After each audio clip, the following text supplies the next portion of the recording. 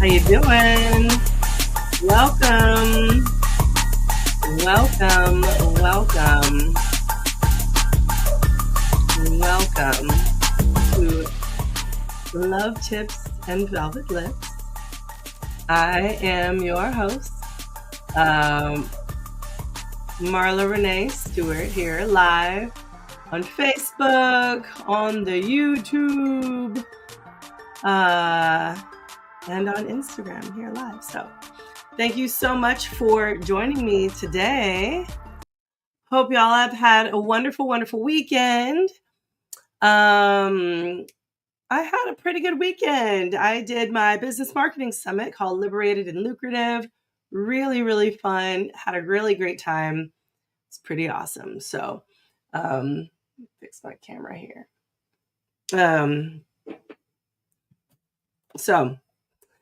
With that said, let's get started, shall we? Well, first, before we get started, make sure you can always leave a question in the comments. You can DM me or you go to qrco.de/lovetipsama. I'm happy to get your questions there, or you can always email me at gettips@velvetlipsexed.com. You can always find the latest and greatest on my pillar or on my calendar, pillar.io/velvetlipsexed. And of course, you can always go to velvetlipsexed.com/calendar for any for any classes or all the things that I be doing. So please, please, please check those out when you get a chance. Today we are talking about when the climax just won't come. Y'all, we are talking about that today. Specifically around big O challenges, right? Orgasm challenges. There's a whole bunch of things that can stop you from achieving the big O that you desire, right? So sometimes, you can get almost there and then it doesn't quite happen. Or you can, or maybe it's muted in some way. And usually that's because of all sorts of things that might be happening. Especially when I'm working with clients, I'm always saying hey, what's the first thing we have to handle is usually like medications and things like that. What are the medications that you're on that are possibly causing this disruption, right? Excuse me. And so antidepressants, SSRIs and SNRIs, these are huge, huge culprits of delaying or even preventing your big O, right?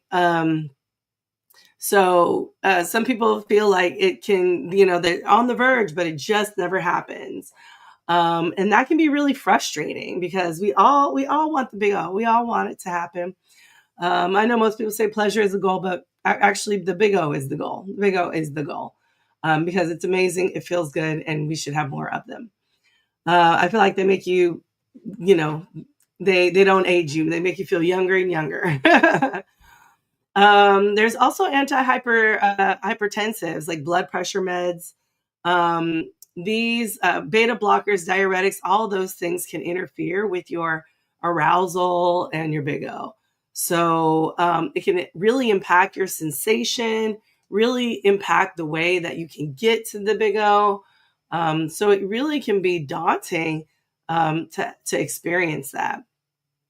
Antipsychotics are another hormonal medications, which include birth control, opioids, some muscle relaxers. All of those things are meds that really can mess with your system. So really, really, if you have to be on those meds, see how you can. I usually recommend going to drugs.com. It's a really great website, and they have a drug interaction checker. So just in case you're getting like meds from different places, you can essentially cross-check and cross-reference to see if there are any interactions that are messing with your big O. Because the last thing you want is for dull orgasms, dull O's, or or you want for you not to get there at all, right? Um, so again, there's going to be, in addition to meds, right, there's also external stressors and there's also internal stressors, right? External stressors are those things that you cannot control. You cannot control, and it is just what it is, right? So if you can't control them, then they just sort of get in the way. This could be job or financial anxiety. This could be family pressures or caregiving. You're taking care of your family, kids, relatives, all of that stuff. Lack of privacy or physical space. If there's someone always in your space, that can be a huge detriment to to blocking you. And relationship tension. So if you're having relationship issues, some resentments going on, that can really, of course, negatively affect you. Um, so making sure, this is the last thing you want to occur, because you want to be having those O's probably with your partner.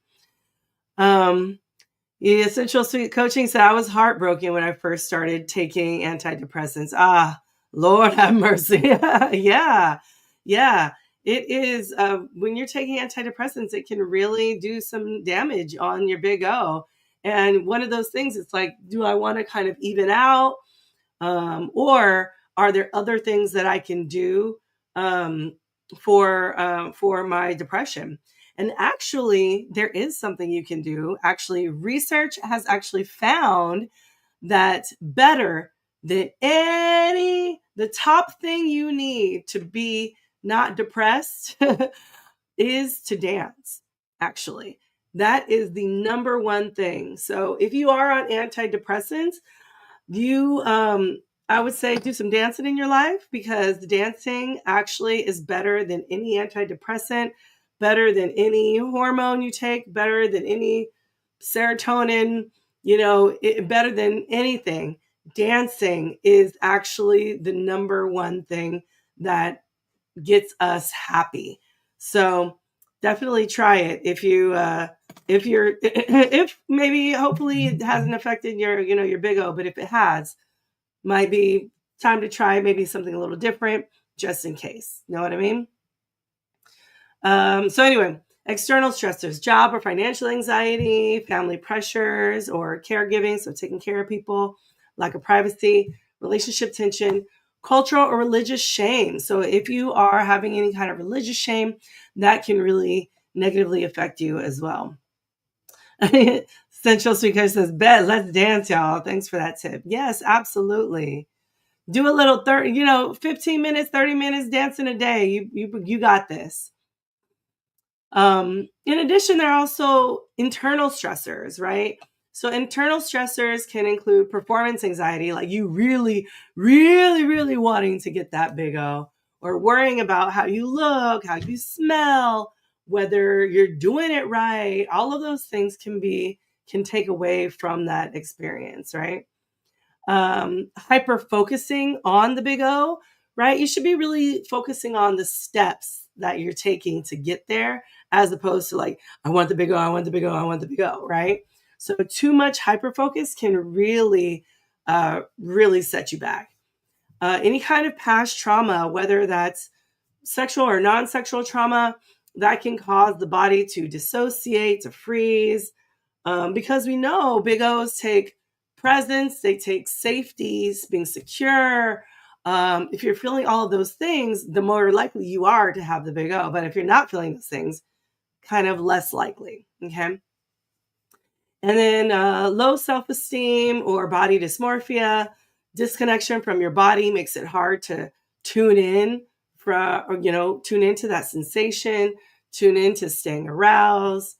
So, finding your gender euphoria and acceptance with your body can really make your love life just more vibrant, more robust. So yeah. Just remember that when your body is, or I'm sorry, when your brain is like in spectator mode, right? It's watching everything it's doing, instead of like embodied mode and like being present and one and feeling yourself. That is, it's like trying to dance while you're narrating every single move, right? You're like, okay, I'm going to step here and then I'm going to put my arm up. Like you're just not all there. You're just not getting in the flow. Um, so it's always more important to be more present in your body and fully embrace all of the pleasurable feelings that are happening. Okay. So just remember, like the big O is just like a whole body, whole life experience. And so if you want to kind of figure out how to kind of try to figure out how to get over some of these humps, some of these challenges that you might be having when it comes to the big O, you really can think about practicing sensual mindfulness.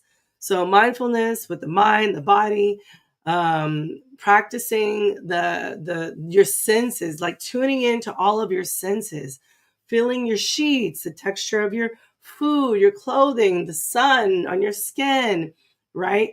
All of those things are going to help just tuning into your senses. And then taking orgasm off like the high pedestal that you put it on. We want to focus on the pleasure and the steps to get there.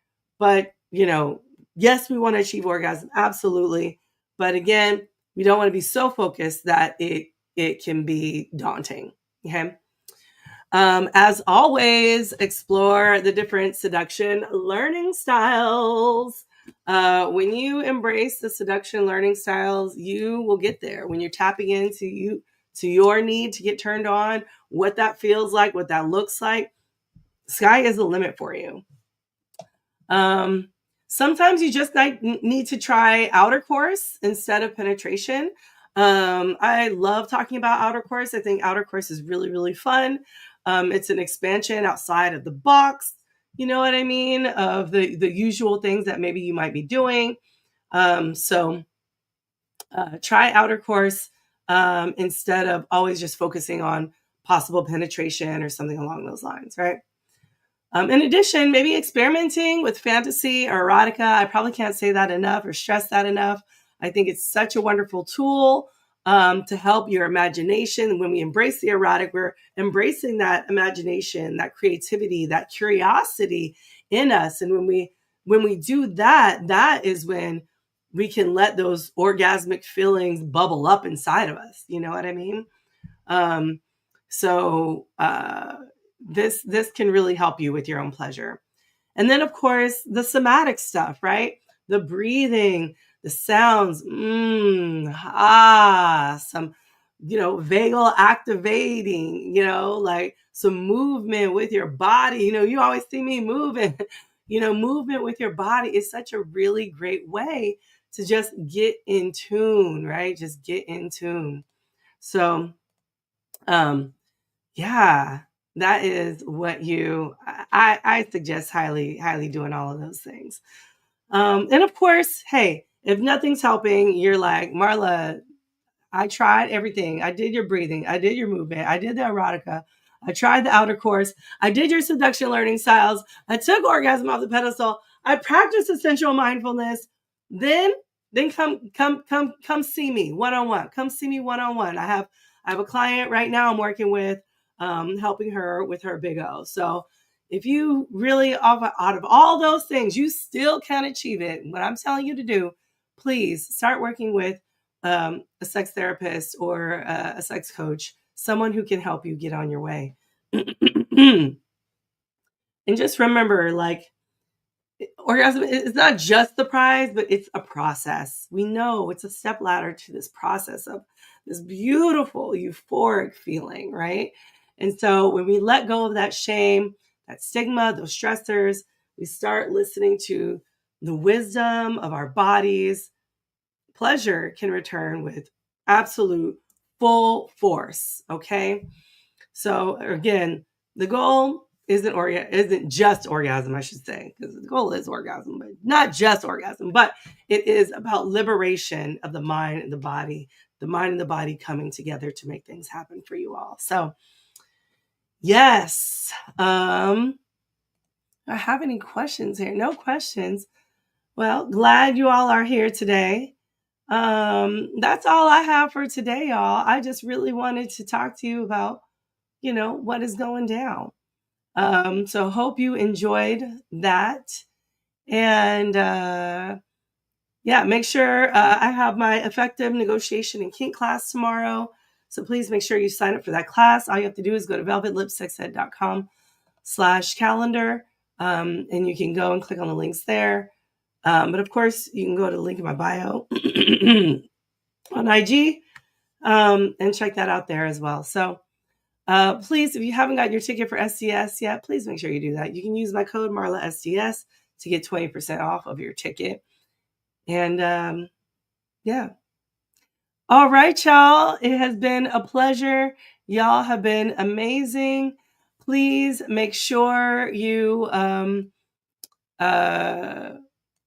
send me your questions ahead of time if you want me to answer any questions for you.